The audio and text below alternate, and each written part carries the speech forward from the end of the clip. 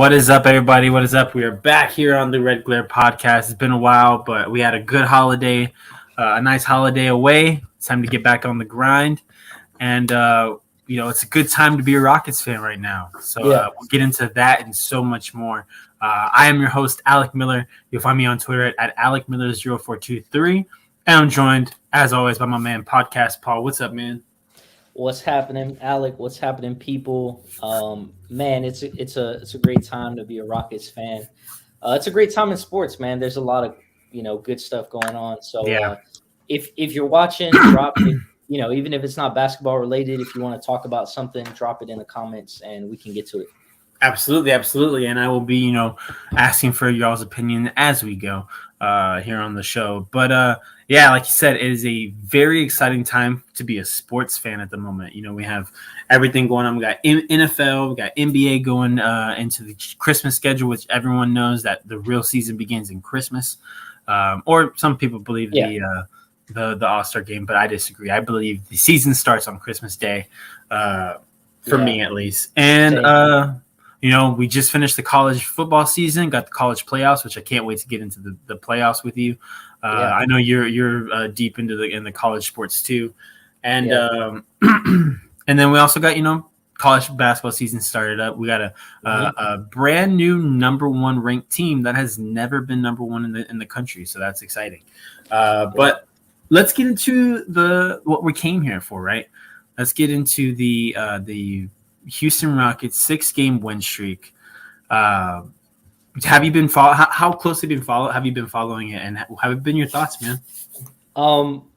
I've been following it closer the second half of this win streak because when Jalen Green went down, I kind of was discouraged to watch, to be honest. We were still in the losing streak, and then he went down. And even though we had won that, the first couple games, I was just like, man, it still felt like a low point. You know what I'm saying? I was just like, man, and then, there was a lot more momentum. A lot of the fans online were kind of making jokes about the Rockets, championship bound and stuff. So, it naturally made it a bit more fun. And so, this past week I've been tuned in a lot more. Starting from the OKC games, and then I got to watch some of the New Orleans game. For those of you who don't know, I live in Austin, so I can't always catch the games. I got to depend on streams. Mm-hmm. But yeah, man, it's been a good week. They've been close games, but a win's a win, man. And not trying to get too extreme, but if you guys watch this show, I said coming into this year, the Rockets, I thought they could be a playing team. Mm-hmm. That was something I said. I really thought that. And then, after we had kind of lost 10 in a row, I was like, man, I think I'm going to have to retract this. But now I'm wondering, maybe I should follow my gut. We'll get into that because I believe I saw a tweet that said that the Rockets on this, have 6 wins, and apparently we are only 5 games behind the Knicks.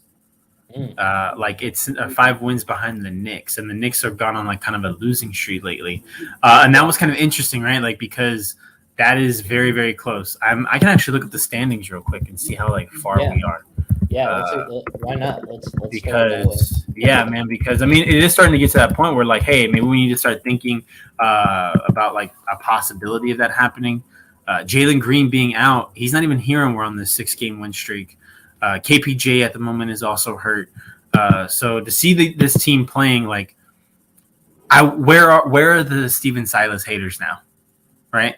And I believe this. Hold on, you deserve props for that because literally you were the only person I heard sticking up for Silas during that time. So I'm just throwing that out there. Please proceed. Thank you. I appreciate that. Yeah, man, because I thought that the kind of hate was just kind of premature. No one was giving this man a chance. We had one of the toughest early season schedules. We were basically on the West Coast for 2 weeks, maybe up to 3 weeks, because that's just how the schedule just played out. And, it's very understandable for this young team to go on losing streaks. It's going to happen, guys. We have to just accept that. And everyone was kind of putting the blame on Steven Silas, like saying that Steven Silas needed to doesn't seem interested. He just doesn't seem to have what it takes to be an NBA coach. And I was just like, man, like just hold out, guys. Like I hate one of my biggest pet peeves in sports is judging a coach like prematurely, judging coaches, judging players. Like everyone's saying, like I hate when someone says like, oh, Zach Wilson's already a bust. Like, man, you can't be a bust this early. Like you just started, you're a baby. Like you don't know who you are yet. And they were kind of saying that about Silas, like saying he shouldn't be an NBA coach. And like we haven't even got to see him really coach. And now I think that this win streak is a big testament to Steven Silas because, like I said, we've lost Jalen Green.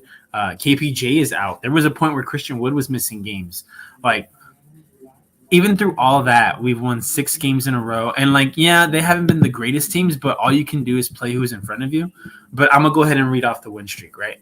So the win streak right now is we've beaten Chicago by 5. And in that game, Daniel House was the lead scorer. Then we was probably my favorite win, by the way. Yes, that was a great game, man. Like, and that's the team, like, it's kind of, much ahead of us. They were number 1 in the East for a while. Yeah, exactly. And it's because, all that team is really meshing together well. They have hit a little bit of a slide, but they've been one of the biggest surprises, and we were able to not only keep up with them, but win the game. Another one that I'm really proud of, the Charlotte Hornets. We beat them by 3 points in a really, really good game. Like, I really enjoyed that game a lot. And what's crazy is Lonzo probably texts Melo some tips for that game. Oh yeah, most likely, right? Back to back. Yeah.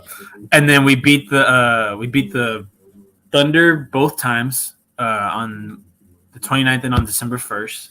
102-89 for the first game, 114-110, a much closer game.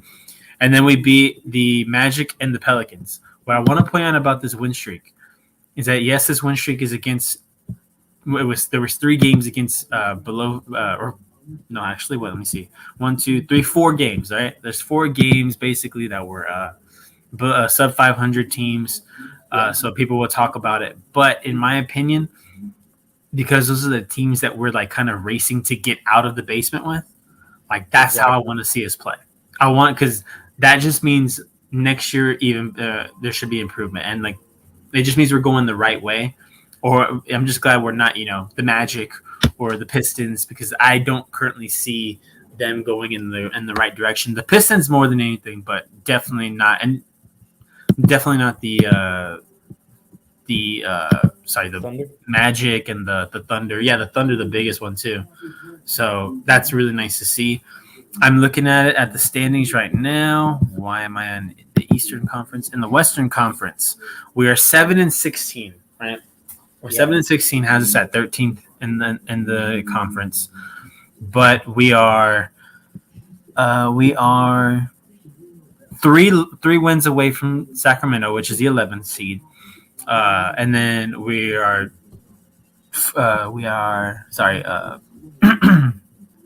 4 games away from the Blazers, which are the 10th seed. Yeah, like that's very close. It's very easy to get hot. Teams that have been struggling. Damian Lillard has been having a really off year this year. The T-Wolves, everyone's kind of expecting the T-Wolves to start to kind of bottom out, right? So it's a possibility, man. Like I'm not holding out. Like I'm not like guaranteeing. I'm not putting any money on it for sure. But I would be very comfortable saying that there is a possibility we could get one of those playing games, or at least compete for one.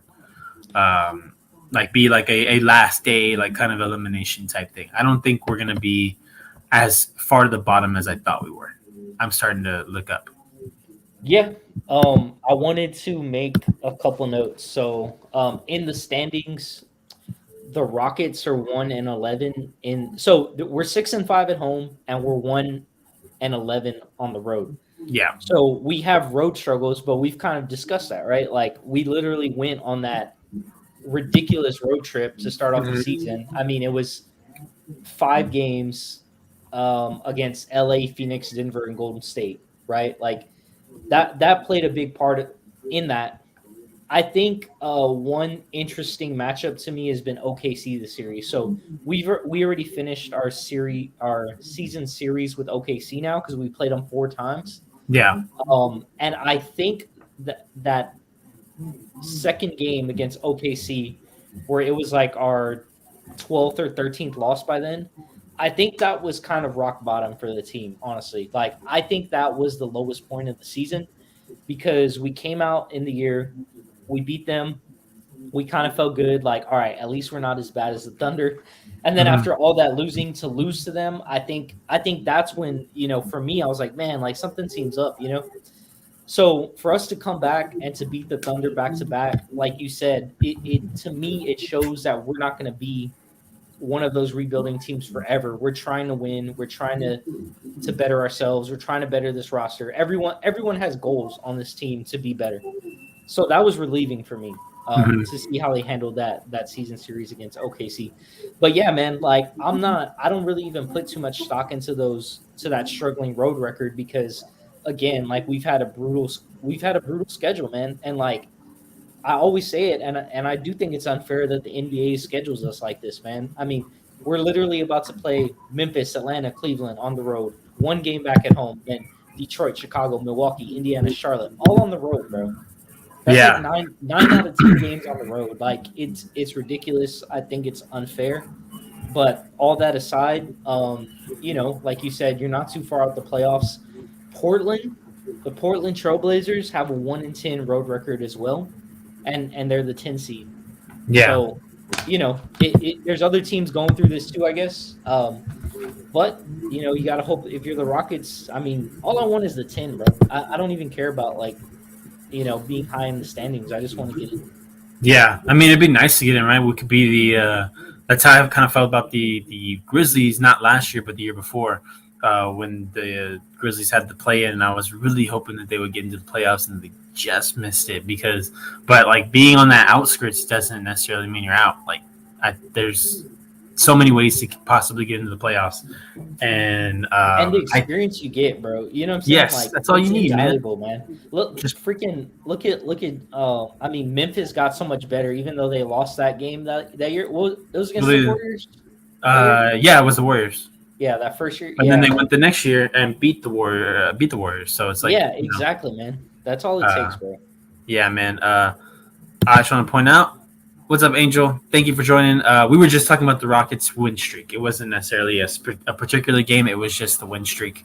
And making it back onto the live, man. Alexis, what's up, man? Appreciate you for joining us. A loyal fan for sure. So thank you. Appreciate you for joining, man. And I'll throughout the show, just drop whatever your thoughts are, man. We really appreciate it. Yeah, questions, whatever. Yeah, so let's actually look at the NBA standings because it's getting kind of interesting, on both sides. On the Western Conference, you have 1 and 2 Warriors, Suns at 19 and 4. You have the Jazz at 3, and then after that, it's kind of like a really close race. You have the 13 win Grizzlies, the 12 win Clippers at 5. Then you have the 11 win Mavericks and Nuggets at 7 and 8. The 500 Lakers team at 12 with 12 wins at 8, and then 11 and 10. You have the Timberwolves and Trailblazers both with 11 wins. It's very, very close at the bottom half of those, right? Like the Warriors. I think they're probably going to be the number 1 seed without doubt, because they're playing this well and Clay isn't even there yet. When Clay gets there, I think the level of play is going to go even higher. So I'm going to say that the Warriors are probably going to stand pat. Suns are probably going to be really good too. They had a really impressive win streak before they just lost recently to the Warriors, like back to back. They were on the back end of a back to back, so they struggled against the Warriors. And then the Jazz at 3, and then after that it's 13, 12, 11. It's very close. So what do you think about this schedule, this standings? Yeah, I mean, I think it's pretty accurate. Like, what's crazy about the Warriors is they have the lowest opponents' points per game. So the Warriors are giving up 100 points, and that's the best in the NBA. I think it's crazy that they're like the best defensive. Not that they're the best defensive team, but that they're that good defensively is like crazy Yeah. to me. It's mind boggling compared to what they were last year. So yeah, man, I think the Western Conference is gonna be pretty accurate as far as like the top three with Warriors, Suns, Jazz. It's weird though because the bottom of it kind of feels like the old East Conference when we were growing up, like Yeah. kind of people like 500 and losing records. Yeah. You know, I was just thinking that too, man. it's so strange, man, because there's like really star players on a lot of these teams, but they're just you know. So Yeah. I don't know what's going on. And for like my entire like watching career of watching basketball, I mean, it's always been the West is the better conference than the East. That's the reason why people like wouldn't give LeBron the props that he deserved because they were like, oh, he's playing in the East, right? So it's like it's weird to see that kind of transition, but I think that happens as like we get older because if you look at like the players, I mean, the Clippers are playing with Kawhi, you know, and Kawhi's not old, but he's definitely that older guard. He's definitely that older guard. You have then you have like the Mavericks and Nuggets who are young are up and coming guys like Luka and Joker, and then you have at the bottom the Lakers, right, who are the epitome of experience in the league, right? Yeah, right. Of you know the experience. Like think about how much experience is on that team, and they're barely getting by at 500. LeBron had that horrible experience, or horrible thing happen where he elbowed the shit out of somebody's face, and we didn't get to talk about that. But I do want. I really was like wanting to say like, I think that was the frustration coming out. I think that was the. I don't think it had anything to do with Isaiah Stewart. I think it was just the frustration of the of what's going on with the season. I think that he thought that the experiment with Russell Westbrook was going to go way differently than it actually is, and that is affecting his mood, his whatever. Like people, you're starting to see these young players like kind of not back down from LeBron anymore. And Isaiah Stewart was just like, and I think it happened last year with Solomon Hill. Solomon Hill, went for that loose ball and then got criticized for it because it just happened to hurt. It happened to hurt LeBron, like he was doing it on purpose. But they're like, why are you diving at a ball at a loose ball in the first quarter? But like everyone that was all the players that were saying this, like LeBron and other guys who were like are stars that have their money secure. And you're talking to a guy like Solomon Hill or Isaiah Stewart that their paycheck depends on those 50-50 balls. Like I just didn't understand that happening. It's kind of like unfair to me that LeBron was going after somebody who's trying to make a name for themselves in the league. And like Solomon Hill's not the youngest player in the league, but he's definitely one of those guys that he has to make a name for himself. And he tried to do that and got criticized for it. So I'm kind of over LeBron with that. And then with the whole Isaiah Stewart thing, like he was being physical, trying to get a rebound and decides like, I'm tired of being pushed around by these people and just like threw his elbow back, hits him in the mouth. Kind of an MMA trying to do like a combo almost, It was like a spinning back fist. Yeah, like because he hit him with the elbow. The elbow lands, I believe, on like on the cheek or around the the eye. It was right above his eye. Right. And then when he swung the arm, the fist back, that landed on the mouth. So it was like hammer fist.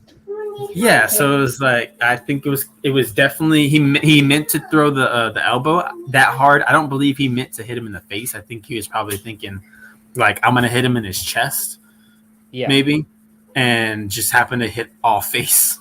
So I was like, I didn't think he did it on purpose. It wasn't malicious. I think the suspension maybe should have been 2 games, but I would have also given Isaiah Stewart 3. I think the 2-1 was kind of weak. In my opinion, like if the NBA really cares about like containing situations like this and not letting them get out of hand, that and not get another Malice in the Palace, like this was very close to that. And I know there are some like national guys saying like just because he's LeBron, they're like, oh, like Isaiah Stewart was just like playing it up for the cameras and stuff like that. And I was like, I know, I think he was really mad. Like, Yeah, I think he really wanted to get his hands on LeBron. I think that he did. I think that it got like he had him so mad that in Isaiah Stewart's eyes, it wasn't LeBron anymore. It was someone that swung on me, and he immediately went like to that. So like I don't think he was playing. I think he was legit wanting to hurt LeBron. Yeah, yeah. I know he definitely had hate in his eyes. Like you don't go through what like 3 security guards and one of your players because you're playing for the camera. I saw people saying that like he was like playing it up, and I was like, "Are you serious? Like, did we watch the same thing? Because why would you play that up? Like, you're not gonna mow down your own security and teammates just because you're trying to look cool for the camera." Yeah, no. He was legit. I wouldn't pick a fight with that guy. I kind of wish they both got the same punishment, but at the end of the day, like I didn't really care about it that much. So the reason the Lakers. Yeah, go ahead. I wouldn't say this. The reason why like I was saying like the smallest amount of punishment is because I think we got lucky to even get one suspension from LeBron. I'm just saying because I saw a lot of people saying that because they had a game coming up against New York that LeBron and then like LeBron Madison Square Garden. You don't suspend LeBron for Madison Square Garden. I'm like, right. I don't think it should matter. Yeah, no, it did. Or like, yeah, man. I mean, sometimes like I'm not even against it if like the NBA wants to tell these teams, okay, you can choose a suspension, but it has to happen this month. Like, I don't even care. Like, yeah. If it really affects money that much, okay, fine. But like, LeBron can't punch someone and not be held accountable. So yeah, I think like you said, the fact that they suspend them, okay, cool. Like that's some relief that it's not like LeBron's league. You know yeah. what I mean? Yeah, and I wanted to be on the side of like I think like Skip Bayless was like LeBron should get more days than Isaiah Stewart, and I wanted to be on that side, but in reality, like I know that he was the aggressor and he initiated it, but it's in my opinion, in my like experience, the person who retaliates is always the one that gets in the most trouble. Like even in like school fights, for sure. Like in school fights, the person that started the fight usually doesn't get it as bad as the person who retaliated, because that's just how it works. Like I've always joked to like Crystal that if she asked me once like if Eli got into a fight in school or like someone was like messing with Eli at school, like what would you do? I'd tell him if someone's messing with you at school, like do not throw a punch, just don't throw a punch. Or if someone punches you, like just please do your best to not throw a punch, because it's always the person that throws the last punch that gets in trouble. Yeah.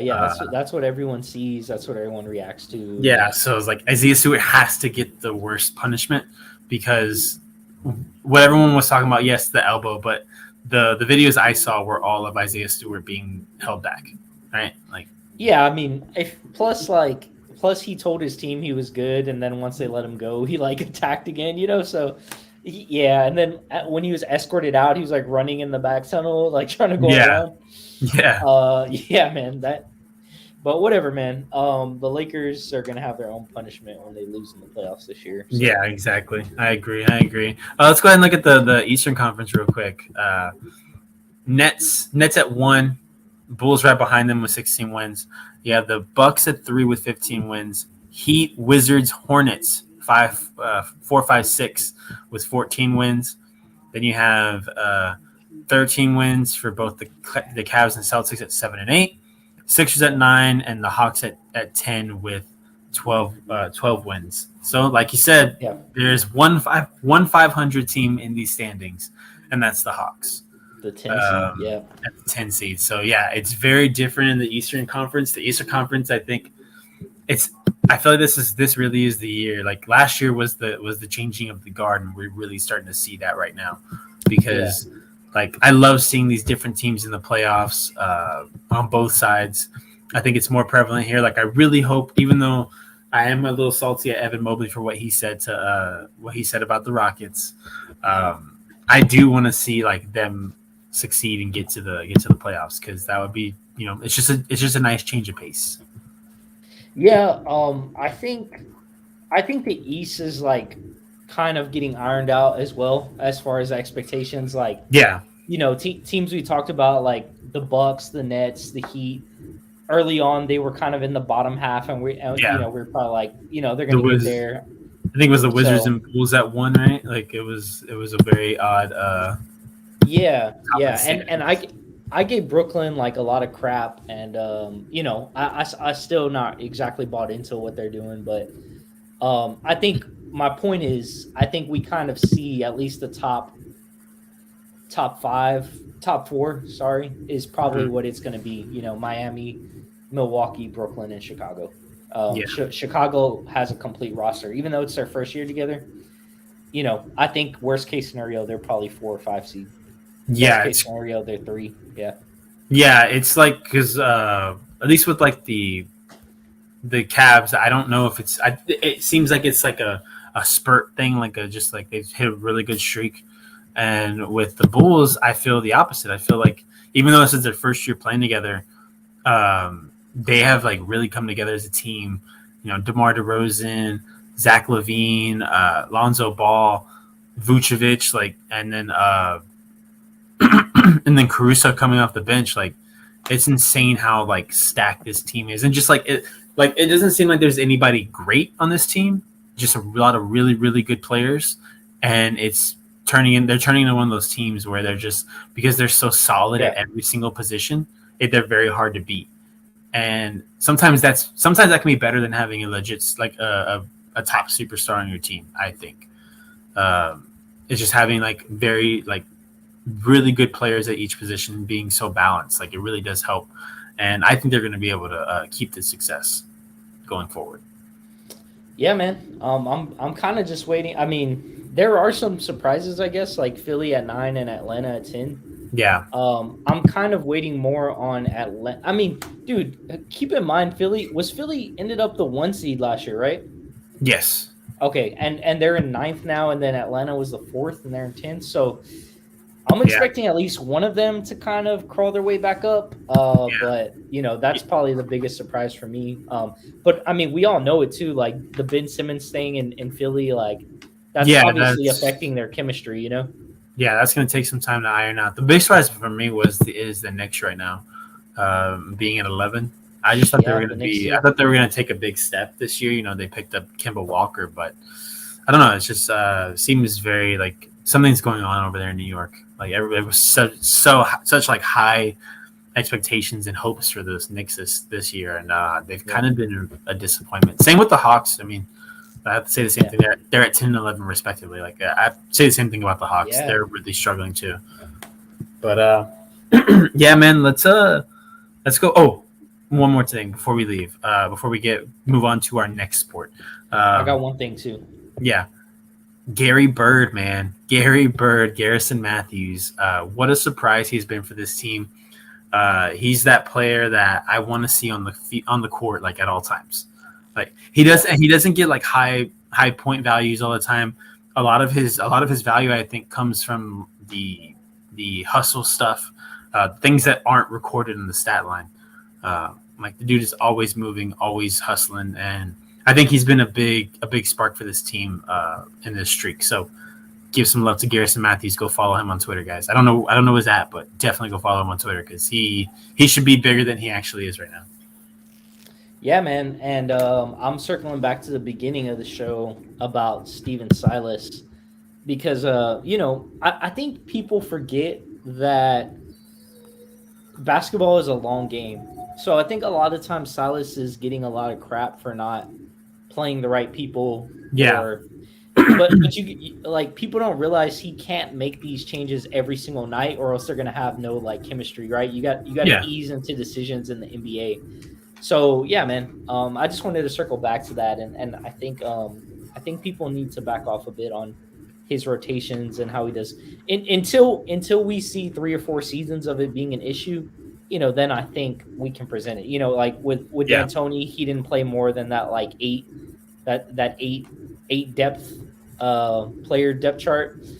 I think Silas is like it's fine, bro. We don't see issues like that yet, so let's give him some time. Yeah, man. I think that people think it's sometimes I feel like people think it's easy to be a coach. like Yeah, I like mean, it's not an easy thing, and he's learning these players as well. Like there's a lot of new faces on this team. KPJ, Eric Gordon, Christian Wood.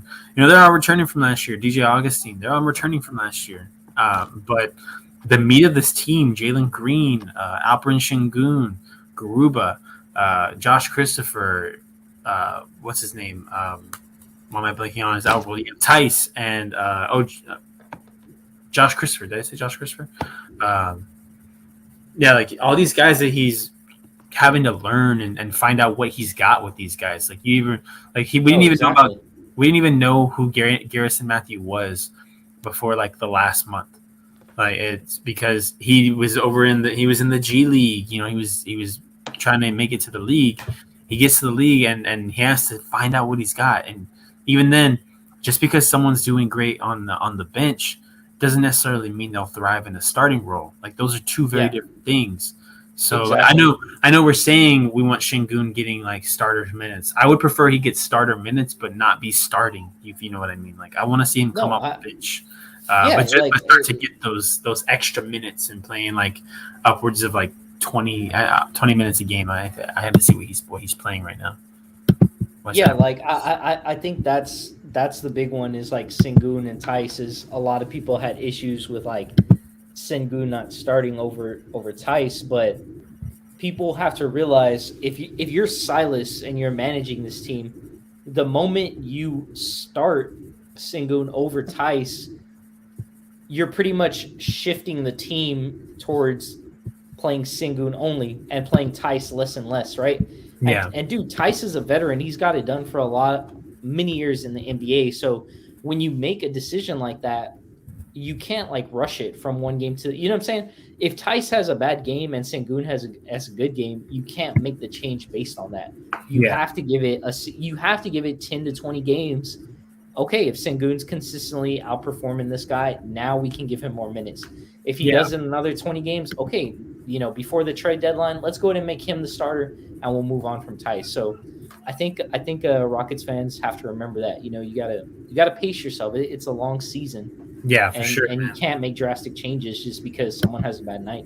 Yeah, for sure. And I mean, Şengün's averaging 28 minutes a game.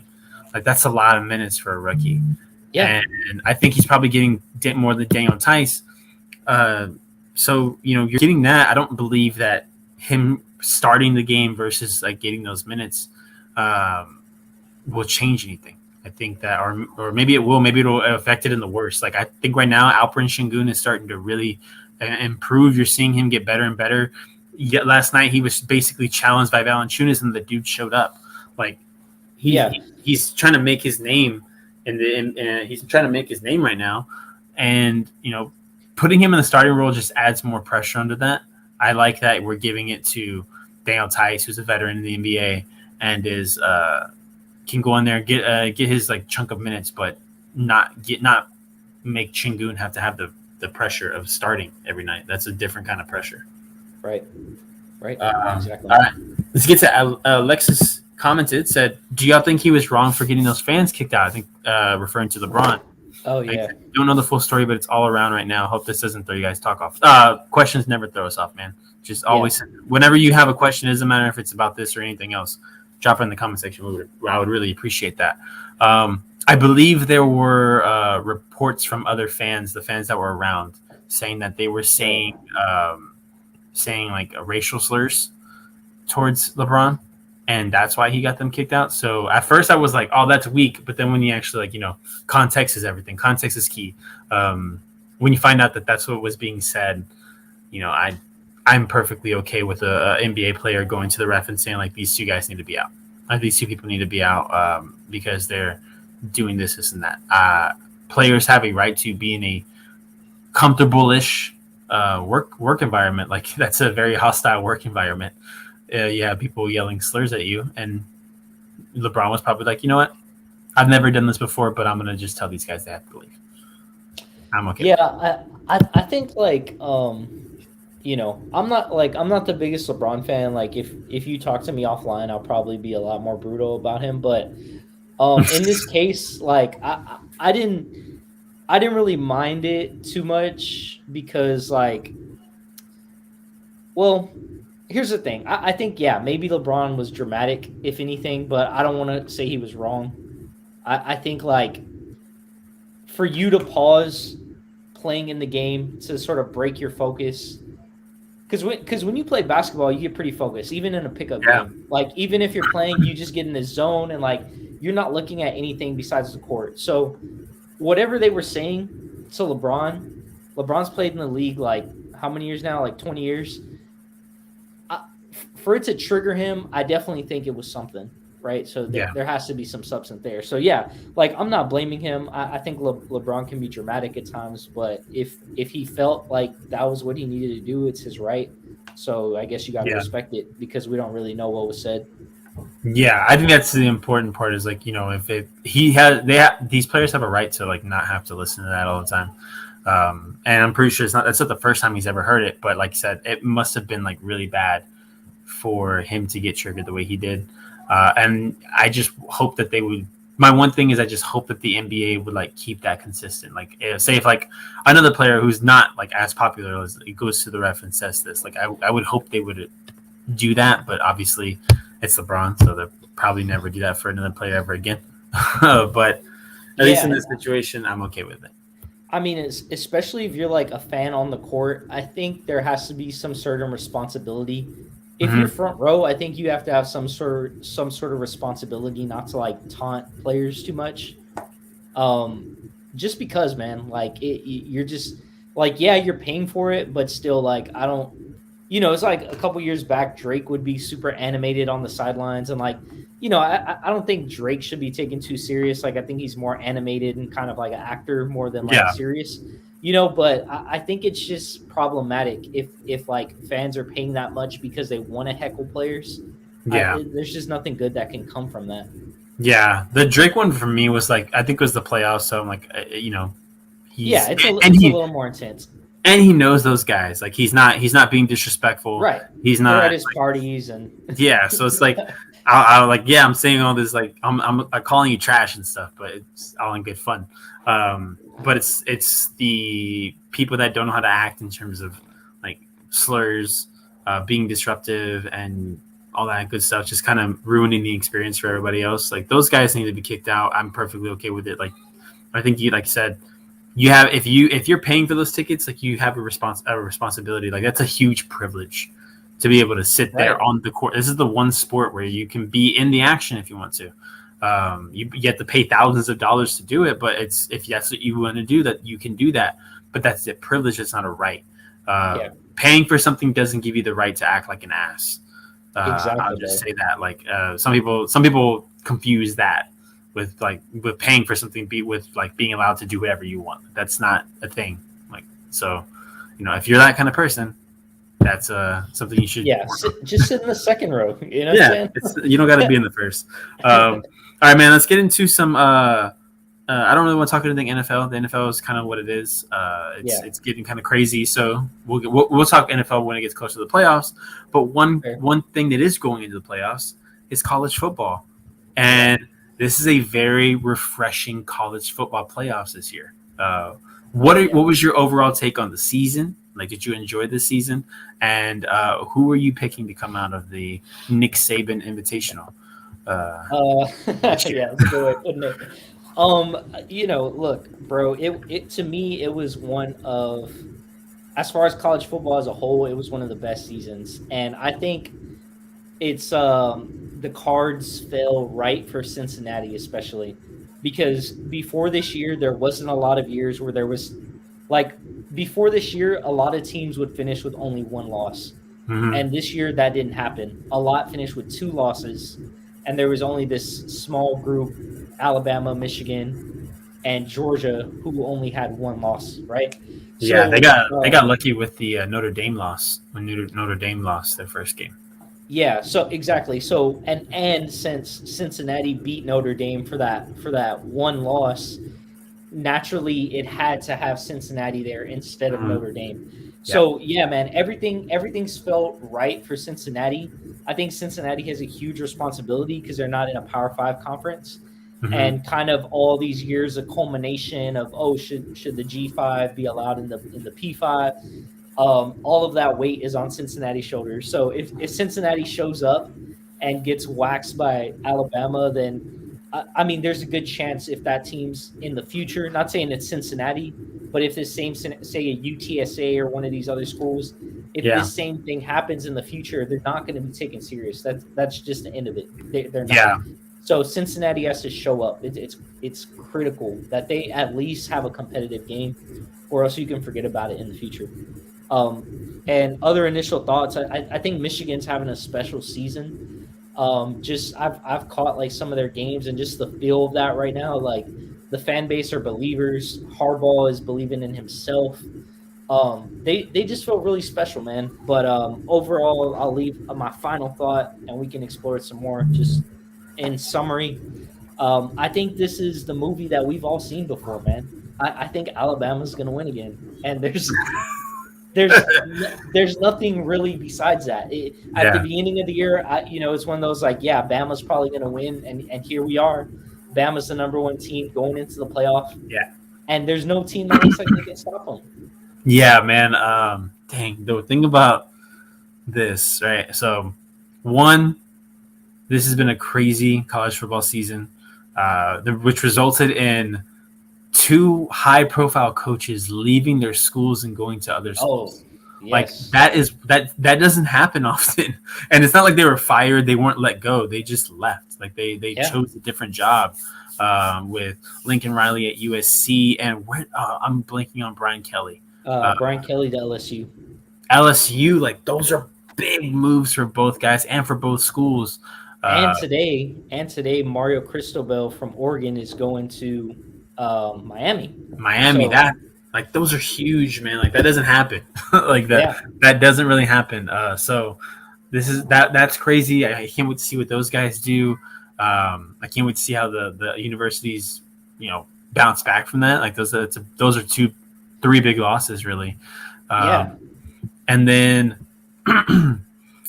Cincinnati, like you said, things have really gone like their way, and all they had to do to get to this position was basically their game against U of H was a win in your end game.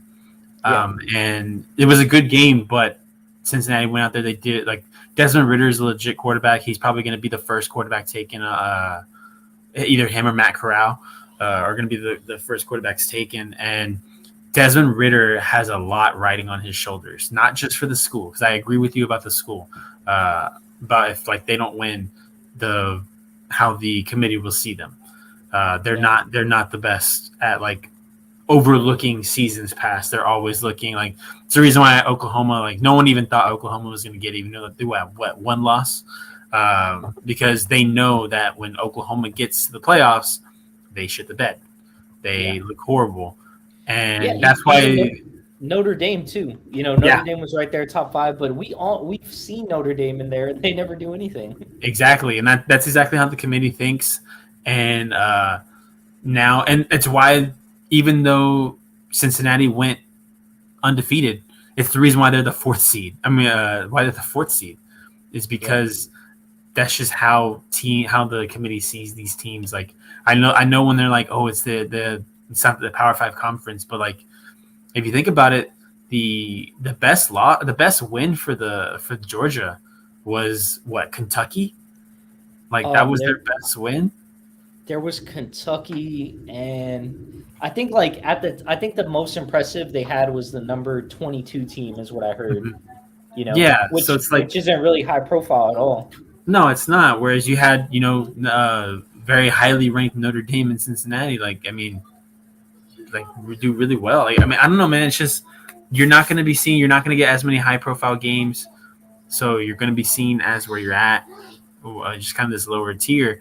And which means you're always going to be put against the number one team in the league. I mean, in the country, and a lot of times that ends up being Alabama.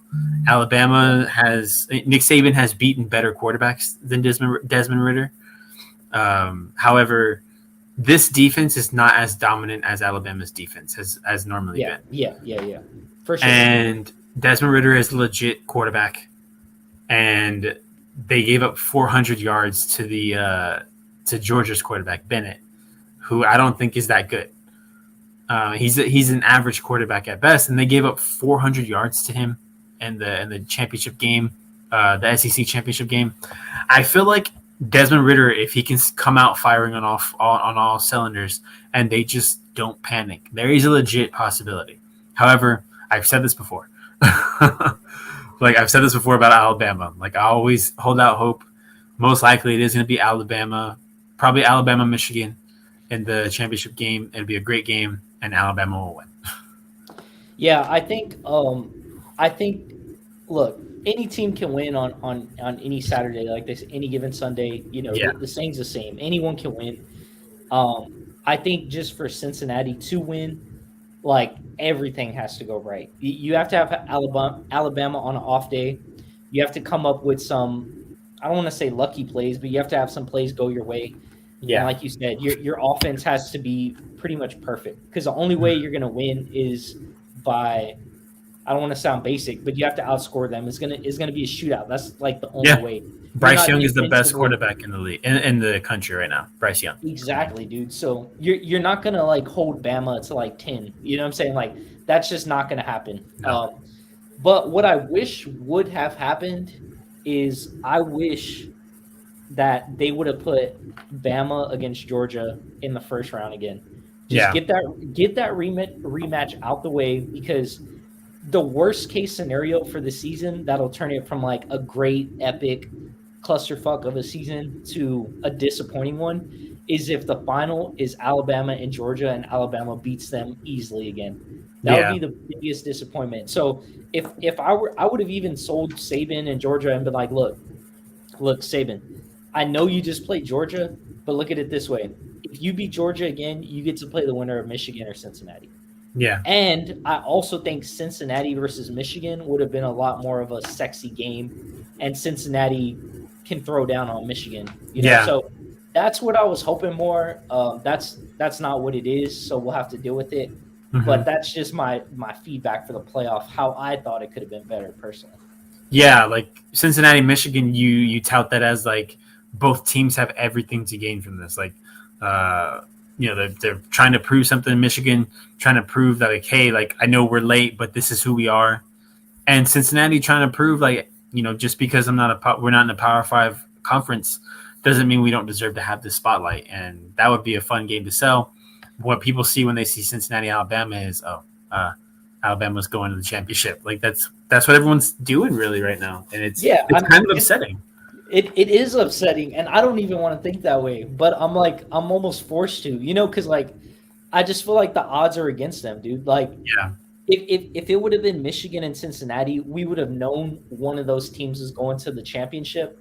I think we'd already be excited. You know what I mean? We would already been like, dude, imagine if Cincy gets there. Imagine if Michigan, one of them is going to do it. But in this scenario, we just kind of have this lingering SEC rematch over our head, and people are just not super thrilled.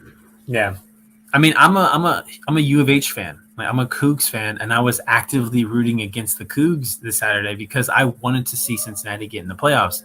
I love seeing new teams. Michigan being there is awesome. Like, I'm not the biggest Jim Harbaugh fan, but like I was very happy when they beat Ohio State. Not because I hate Ohio State, but just because it's nice to see that happen. Like, kind of see that come full circle. Like, when you're a sports league, you have to build stories. Like, and these are great stories, and you're about to have one of your stories get taken out because no one cares about Alabama versus Cincinnati, and the other one is people don't want to see.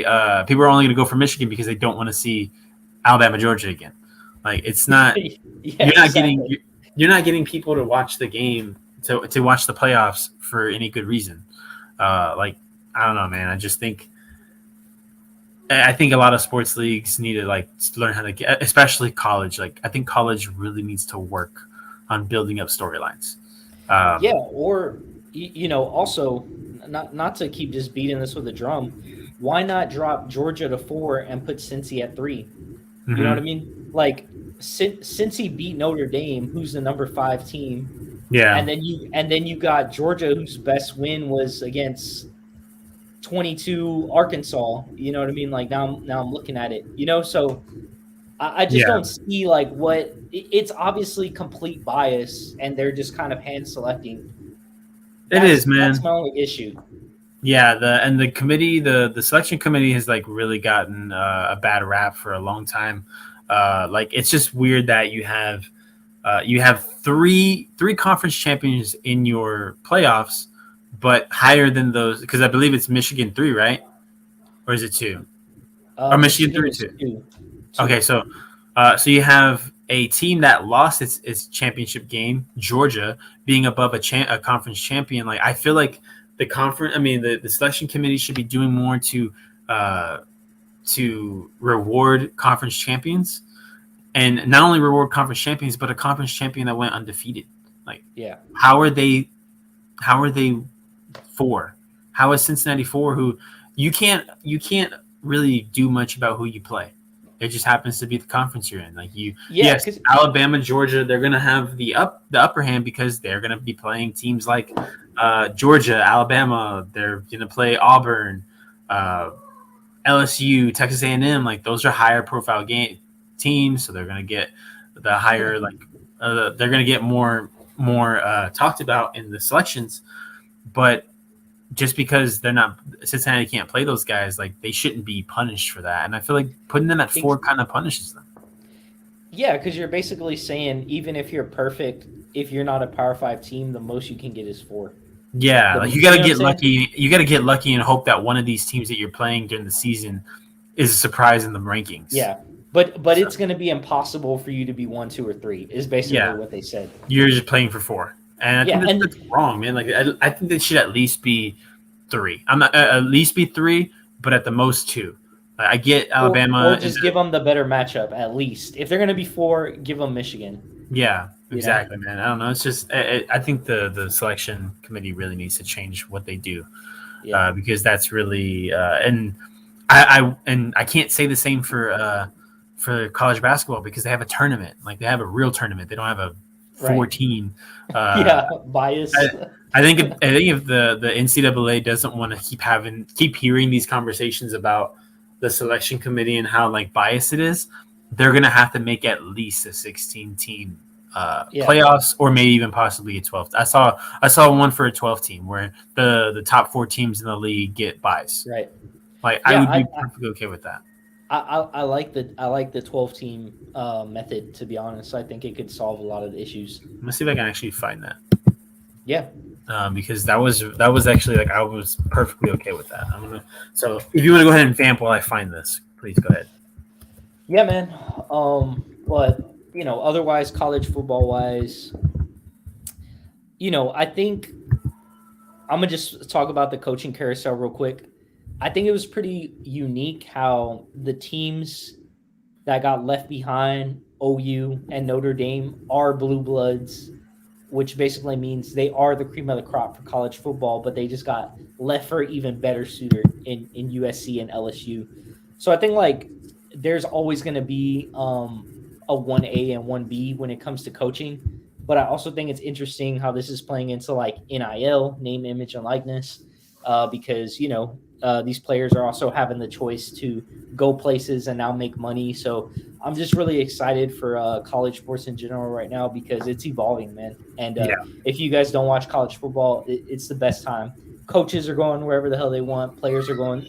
And they also, you don't have to wait a year to play now. You can hit a transfer portal and go play somewhere immediately. So it's becoming like crazy free agency, and it's the perfect mix of everything right now. Yeah, like I'm assuming Spencer Rattler is going to be in the transfer portal. He is. He's already in the portal, and he's gonna. I'm sure he's gonna be a starter somewhere next year. We just don't know where. It's whatever school calls him and tells him, "Hey, you could be a starter here." And that's it. Really, because that's one of the biggest stories I think that no one's talking about for a while is the fall for Spencer Rattler. There were mock drafts that I saw in the beginning of the season that had Spencer Rattler going number 1. And had him as the Heisman. The drop that he made is insane, and a change of scenery would be best for him. I have the bracket. It's not the completed bracket, but it has the format. So I'll go ahead and just spout out what would happen here. So, like I said, the top 4 teams would get the byes. So it would be Alabama, and we're not going to change. Let's keep the rankings where they are. Alabama, Michigan, Georgia, Cincinnati. Boom. You have your 4 byes.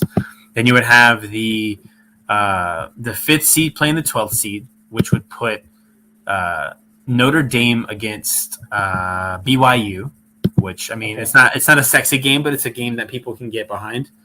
People love college football; they watch whoever. Especially if you put and plus the winner playoffs. The winner would play Cincinnati, so it's like both really of those teams would have a chance to go further. You know, exactly. And then you have the 6th seeded Baylor, which. Great win by Baylor against Oklahoma State. Against the 11th seed Michigan State, like that's a really good game.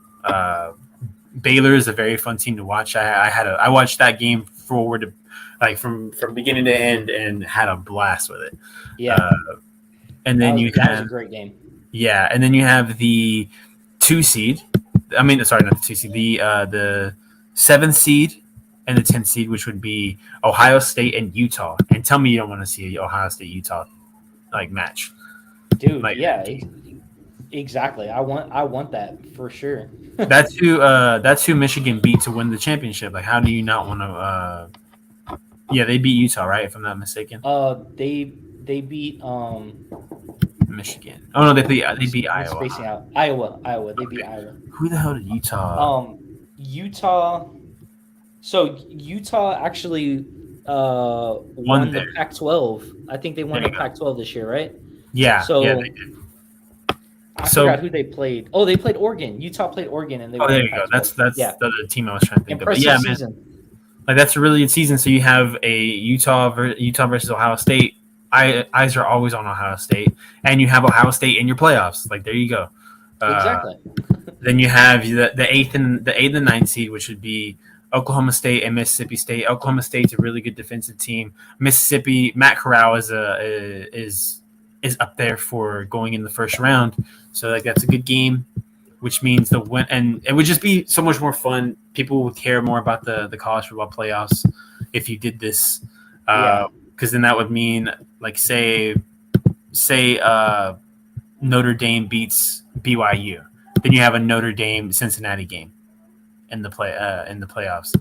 And then you're determining who really deserves that 4th spot. You know what I mean? Exactly. You would have, let me see, winner of 6 and 11, which was Baylor and Michigan State. I would pick Baylor in that game, obviously, which would mean Baylor would play up against Georgia.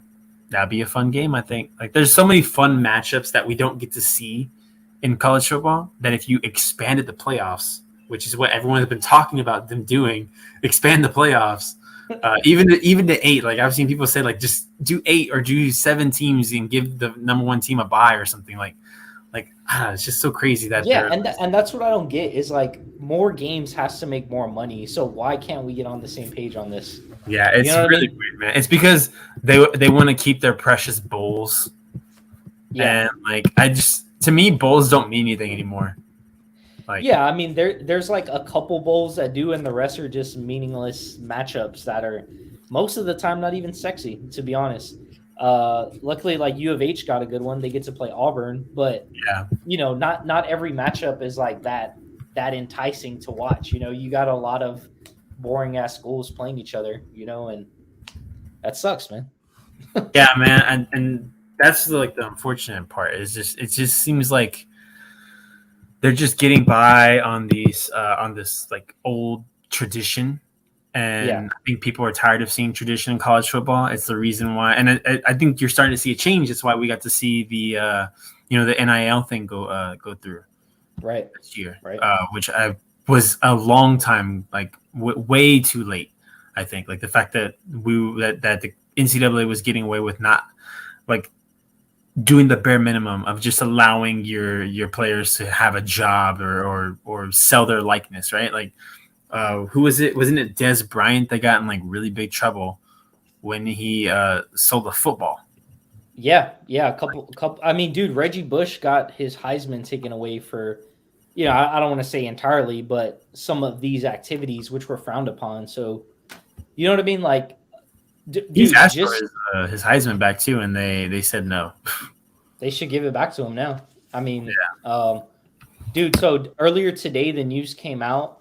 Um, since I'm always keeping up with the Longhorns, so there's a nonprofit, and basically they're gonna offer every Texas Longhorns offensive lineman on scholarship $50,000 annually beginning next August for use of their name, image, and likeness to promote charities.